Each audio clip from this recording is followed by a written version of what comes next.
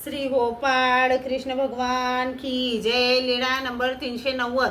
पानू नायकाच्या वात रोगाचा नाश. बाईसा भिक्षेला निघायची तेव्हा पानू नायकाच्या घरी भिक्षेला जात होती.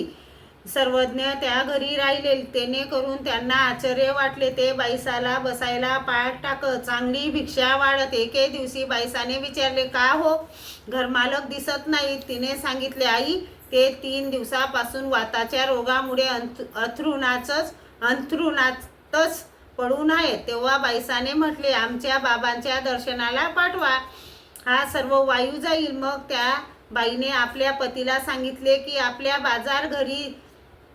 बाजार घरी जे सर्वज्ञ आले आहेत ना, त्यांच्याकडे लाई भिक्षेला आली होती. तिने सांगितले की आमच्या बाबांच्या दर्शनाला जर आले तर हा सर्व वायू जाईल.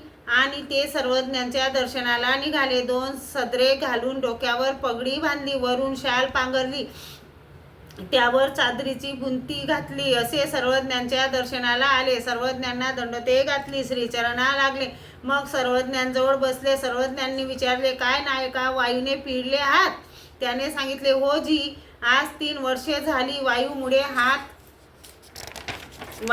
हात पाय आखडून बसलो जी. मला एवढाही वारा सहन होत नाही जी. एक शेगडी मुशीकडे आणि एक शेगडी पायाकडे, तसेच वरून अनेक पांघरुणे घ्यावी लागतात, तेव्हा कुठे थोडा वेळ बसल्या जाते. सर्वज्ञांनी सांगितले, आज एक सदरा आणि चादर काढून टाका.